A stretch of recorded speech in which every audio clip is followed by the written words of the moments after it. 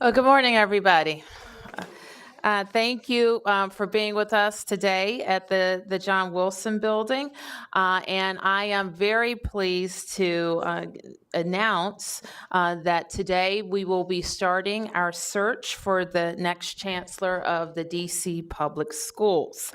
I am very pleased also to let you know that the search will be led by our Office of Talent and Appointments and be led by Dr. Sylvia Mathews Burwell and Dr. Charlene Drew Jarvis. Thank you, ladies, for your wonderful participation. I think you all know that Dr. Burwell has been recently installed as the president of the American University, and she is no stranger to DC or DC government. She has served in 2 cabinet posts for the administration of our nation, and part of her tenure meant that she was intimately involved in DC government finances and helped with our turnaround. So I am very glad that Dr. Burwell has agreed to serve us again. And Dr. Charlene Drew Jarvis, of course, is my predecessor, having served on the Council of the District of Columbia as the Ward 4 council member, as well as the President of Southeastern University. Dr. Jarvis, of course, brings a wealth of knowledge about the District of Columbia, education, and excellence for our students. And we are delighted that she has agreed to serve in this process as well. Thank you, Dr. Jarvis. So what we are doing is probably one of the most important things that we can do in staffing our government, and that is appointing the leader of our public schools. We know that DC public schools are staffed by the most talented and passionate educators in our country.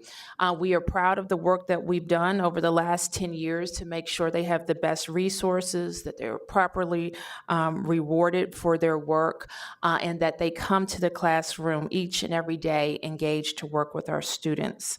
We have a system that we have worked very hard for in the last 10 years with a governance structure that allows our chancellor to make big and bold decisions and to be nimble in the work that the chancellor does.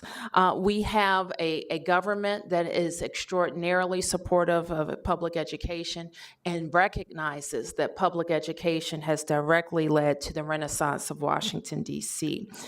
We have school communities, of course, that are fully engaged in wanting to support its principals and teachers in making sure that our children succeed. We, of course, have problems like every urban education district will have.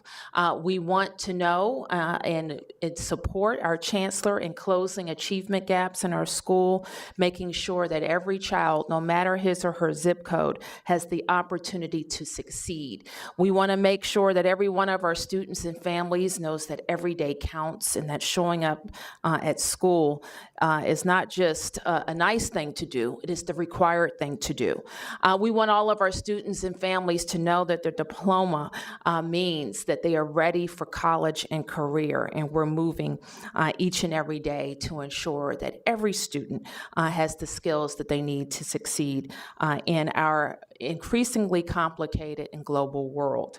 We will consider everything that we learned in our last search process, where we went out to communities, we heard from people via surveys, and we incorporated all of that information into how we would select the chancellor of schools. So what I would like to do now is to also recognize several members of our school's leadership committee. As you know, an advisory committee will be there to support our process.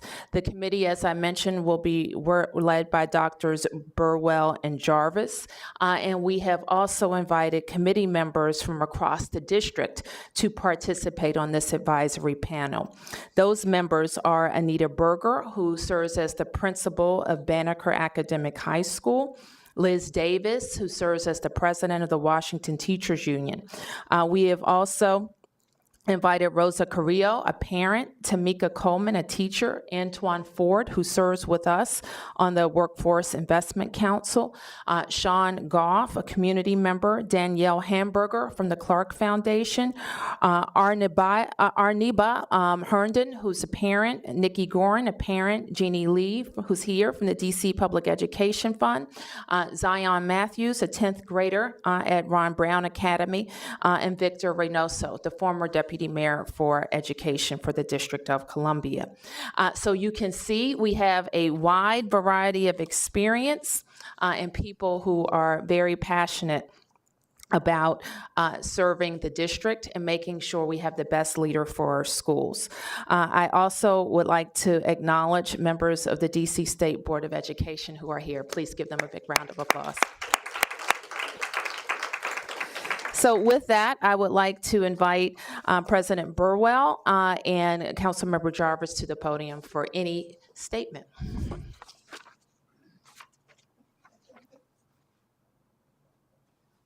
Did I leave that part out? Thanks very much. Good morning, everybody. Good morning. I am very pleased to be asked by the mayor to participate as a co-chair in the selection of the next chancellor. I can't think of a more important task to accomplish. I can't think of a more important accountability that will be the chancellor's when that person comes into the district or is in the district, and who will be held accountable for outcomes. We would expect a chancellor to know what he or she wants to achieve, will measure what he or she wants to achieve, will report outcomes, and will use data-driven decision-making to decide what the next step is in the education of young people in the district. We would hope that a chancellor understands that every child can learn, and that every child has an opportunity to be supported in the way that is important for that child. So I am very pleased to be with particularly the new president of American University as we embark on this search. I also want to indicate that I have said to the mayor and to the president of University of the District of Columbia that we must have students who are prepared for college. And one of the things that the chancellor must focus on is that preparation, so that students who come out of this school system are prepared to go to any university that they may choose. Thank you again for this opportunity, and I look forward to beginning. All right. Thank you, Mayor. Thank you, Madam President. Thank you so much, and thank you, Mayor, for asking me to join and be a part of what is an incredibly important decision for this community that we are all a part of. And I think it's important both personally as a mother of an 8 and 10-year-old in the system, as well as a university president in this community, and excited to be a part of this, excited to be a part of the process to make sure that we're hearing the voice and getting that engagement of what we need in a chancellor. We'll be a part of that process and making sure we're hearing from the 700,000 citizens of our fine city in terms of making sure that voice is a part of what we do to get the great chancellor that was just described both by the mayor and my co-chair. Look forward to the process, look forward to engaging with the community and providing the best possible advice that we can to our mayor and her team as we make a very important decision for our community. So thank you. Thank you, Madam President. Thank you. Thank you. Okay, I'm happy to answer a few questions. Tom. Thank you, Mayor. What is the timeline? Your press release says you'll have listening sessions through the summer and fall. Do you have a target date of before the end of the year or something? Yes, we would like to make the decision as soon as we find the right, perfect chancellor. And so we will spend the time, the committee will have some organizational meetings over the summer, some community meetings.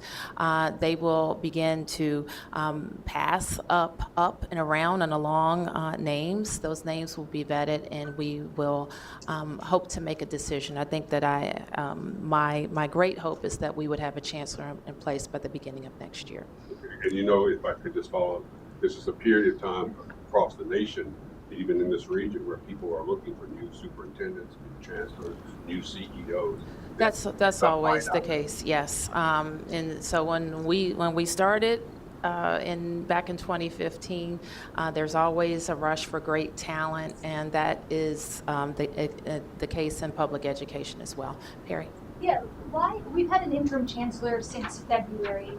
Why is it starting now? Why not try to get someone at the beginning of the year? And do you fear that you'll be at a competitive disadvantage? Because if you want a current chancellor, they're going to have to leave their school in the middle of the year and disrupt a school year for X amount of. Well, I described our timeline months ago and saying that I wanted to go out and to recruit when I was better assured that I would be here for 4 years. But more importantly, that candidate was assured of that because recruiting in a political season for a position like this, we knew that. We knew that back in February when we knew that we were going to make a change, that we would have an interim chancellor, and going out to look for the next one wouldn't happen until the summer. Yes. Do you want to see a chancellor who has tackled chronic absenteeism in their current district? And if so, what sort of experience in chronic absenteeism would you like to see from the chancellor? Well, I don't want to presume before we talk to the community and get advice from the committee, the issues that are going to raise in the level of importance for the qualities of the next chancellor. But I will say what we heard the last time very recently is that parents and community members are very interested in a seasoned educator, a person that has had experience in administration, in the classroom, and in coaching and teaching other educational professionals. They wanted somebody who would be very focused on closing the achievement gap. So how can we look at everything that we've learned over the last 10 years and figure out what we need to do differently to make sure that our schools and our young people that have not advanced are getting the interventions that they need. And I want somebody who understands middle and high school very well, because I think that we have we're seeing the benefits of our investments at the elementary levels, and we need to be focused on what we need to do at middle and high school more intensively. Yes, ma'am. Sorry. Yes, Perry. You said you want someone to be focused. I have two questions. You said you want someone to be focused on the middle and high school level. We know our current interim chancellor is very specialized in the elementary level. Does that mean, should I read into what you're saying and how that relates to her candidacy?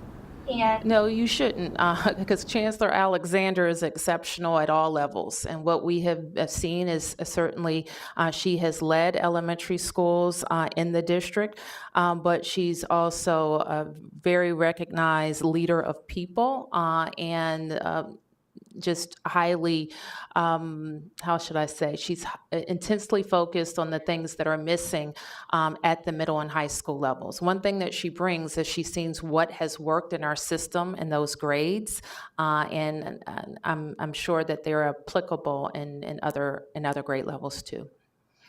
Yes. Mayor, transparency is a word that gets thrown around a lot about searches and about what people do. I know that the chairman of the Education Committee, Councilmember Grosso, has actually screamed at council meetings about how the school system has not provided basic information that he asked for weeks in advance. Is there any effort there to be more open to the council and getting the information it needs? We're always working hand in hand with the council to provide them the information that they need. And if there's something that we can do faster or better, we're happy to work with not only the committee, but all the members of the council. Yes, ma'am. do you feel the process with Antoine Wilson when you did the search committee, do you feel that was a transparent process? I know there's been complaints about it. We had a very robust process in the last go round. We had a committee that was very engaged, several public meetings. The council also had several public meetings. We got a lot of feedback, and we got a lot of great response on the selection. Yes, sir. If you could just identify yourself, please. Yes, my name is Pete MacDonald. I have been a volunteer in high schools in the past, including Ballou. So I speak with someone who has had first-hand experience, not an expert. But we know that the scandal in which a third of our graduates did not qualify for their diplomas, and we know that part of the problem there was that the central office made it clear to many teachers that their positions might be in jeopardy if they did not raise up the stats. So my question to you is, as the person who is most responsible for our schools, will you take a commitment that you will oversee what's being done by our new chancellor and by the central office, so that the mayor's office will take responsibility for seeing that the kinds of problems that we've had in the past will be understood and met? Well, thank you, Mr. McDonald, for that question. And I think you know, when those allegations were made, I ordered an independent review, not only of Ballou and the allegations made at Ballou, but all of our comprehensive high schools. Because of that top to bottom review by a very respected audit firm, we learned the real situation with attendance and how attendance was impacting graduation. So while it has been a difficult thing to learn, I think we would all agree that we rather know and make sure that we have the systems in place to ensure that central office knows what's happening, that all of our staff at the individual schools are trained, that we remove any incentive to cheat, which we have done, and that we hold each and every person accountable. I think what we've also learned is that we can be more precise. Precise isn't the word. We can be more consistent about the review of our transcripts, our attendance professionals knowing all the rules, and keeping our parents more engaged, so that when we know a student is absent from a whole day or absent from one or two periods, the parent knows immediately and can also make adjustments. We also learned in that process that we need to learn what each and every family needs. We have a lot of resources in our city, and unfortunately, kids and families aren't always connecting with those resources. We did a series of resource fairs at all of our comprehensive high schools in February and March, where we basically brought the DC government to the high school. And so we could figure out how to connect each and every kid that was in need with those resources. I'll just give you just a quick story from Ballou. We had a parent come in. Her daughter could graduate, but she was not doing all of the things that she needed to do to get there. And the parent needed some help. That day, that school day, her daughter wasn't in school.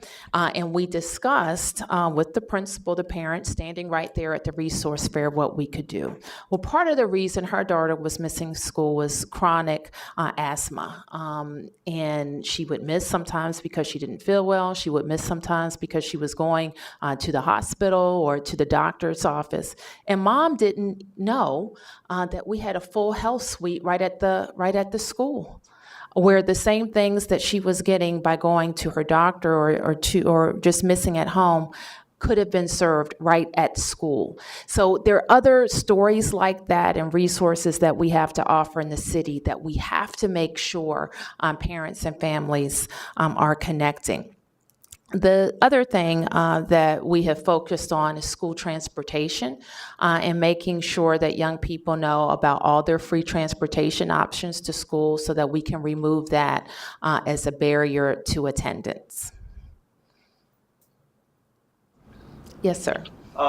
Regarding charter schools, since DC is unique amongst the country of having so many students go to charter schools other than New Orleans and Flint, what would you like to see a new DCPS Chancellor do in working together with charter schools, whether it be on ideas or whether it be with some sort of working together with charter schools? What would you like to see? Well, I think, we have, over the last 3 years, convened a cross-sector collaboration, a task force that's really focused on the things that each sector can learn from each other, and how every one of our public education dollars is best leveraged and not competing against each other. So we will continue to do that. The Chancellor has a role to play in participating on that task force along with public charter school leaders. Yes. I know a lot of people, with Wilson leaving and him coming, have talked about it is difficult to have new leadership in the middle of the year. There is transition. Has there been internal discussion as what would happen, how the transition would look like if Dr. Alexander does not get the job, or Intern Chancellor Alexander does not get the job? I'm not sure I follow your If question. you get a new chancellor in the middle of the year, has there been talk internally of what a transition like that would look like? Well, we will get to that as we get closer to that time. So there has not been talk yet about that? Okay. Yes, Tom. Mayor, I'm sorry, I don't remember what you said. Okay. Did you say you would hope to have someone named by the start of the school year? No, I didn't say that, Tom. What I said, That's why I'm asking. I'll repeat it. Okay, thank you. We will announce the chancellor when we find the right, perfect chancellor. It would be great. It would be my great hope that by the beginning of the year, 2019, we have a chancellor in place. Could it happen before that? It certainly could. Beginning of the calendar year or the 2019, Well, January. school year starts? I didn't say anything about the school year. I just want to be clear. Listen, I am listening. thank you. Yes, Ashley, Board Member Ashley. You mentioned, so you mentioned that you want your next chancellor to be more specialized in middle and high school education. Can you talk about the other criteria that you and the selection committee have looked at and are valuing, as well as are you going to place any special value on those who are local? Well, the selection committee has not met. Okay, so we have just invited folks to participate. I think they will meet in the next days, a couple of weeks in July, and so they will begin to have that conversation. And don't overread what I just said about middle and high school. That is not a limiting factor, and I want the selection committee to be expansive in what they advance to me about the qualities of a chancellor. I know we have a need there, and so I would expect any candidate, whether they were elementary school or high school, to be able to come with a vision for how to make changes there. Yes, sir, Martin. So I have a schools question, and then I'll have a non-schools question after that. But the schools question is, there's this advisory committee that there's been in the past. Uh-huh. I know during past processes, members of the committee have complained that they haven't had the sort of input or maybe kind of at least the ability to weigh in more strongly on candidates. Like with Chancellor Wilson, they said that they didn't even know that ultimately he was the final pick. So what type of responsibilities does the committee have? Could they look at are they able to look at resumes and say, we don't like this person, we do like this person, and then kind of make the final call? Or is it just up to Dr. Burwell and Dr. Jarvis to make the call and then give it to you? It is, this is an advisory committee, and the committee's first responsibility is to advise, just like Board Member Carter mentioned, on all of the things, getting feedback from the community, from school communities and other stakeholders on what's important, what qualities and experience are important for the next chancellor. We've also will ask community members to tap their networks to advance names that should be vetted for consideration, and that's important as well. We will, and you can imagine that people who may be interested in this job also are maybe already in a very important job and will like their interest in this one to be kept confidential, and it will be kept confidential. And then the committee will, once we have a finalist, be invited to review the finalist. All right, now Yes. the non-schools question, if you don't mind. There was a hearing on Monday regarding the DC general closure plan and the replacement shelters, and some council members expressed frustration, kind of, to put it mildly, about not being filled in by DGS about delays at the Ward 7 and 8 shelter that the city paper had reported. And they even raised the concerns of closing DC general without having all 6 or 7 replacement shelters open would be a mistake. I mean, are you open to shifting the schedule at all, or are you really committed to 2018 being the year that DC General closes? I was committed to DC General being closed in 2015. And anybody who's familiar with DC General should share that commitment.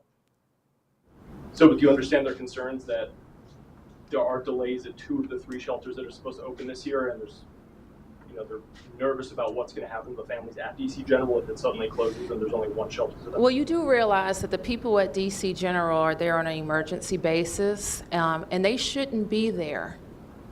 The idea is that people go in. It's not, some people ask me at the start of the process, well, what do the people at DC General think about the new shelters that they're moving in?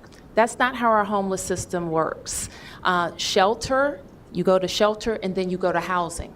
That's the idea, not to go to shelter to shelter to shelter. So our team is very focused on how to make sure that there are exit plans for any family that's still at DC General. Yes. What about the DME process? Are you also searching for the deputy mayor? Yes, we will post today I don't know what you call it, the job description and post for recruitment for the DME. And that's a different search committee, or? There will be no search committee for the DME. Yes, sir. This is actually schools related again. Would any candidates that were considered around the time that Chancellor Wilson was chosen, would those candidates be reconsidered, or is it a completely open process and asking for all new candidates? It's completely open. Yes, sir. Regarding removing incentives to cheat, as you mentioned earlier, regarding the impact system, it's been talked about by many teachers that the impact system is the root of some of the issues. So could you explain again what is being done on the impact? I think there was one, and I'm not going to remember the specific language to describe it, but there was one aspect of the school climate score that goes into impact that dealt with grades or attendance. And we heard from a number of schools, and we heard also from our investigator that could have encouraged teachers to inflate or change attendance, and that has been removed from the calculation. Could we get a picture of all 3 of you standing up there together? Well, we're going to invite the entire committee who's here. Thank you. Both. Committee members. Thank you. Well, where's my picture?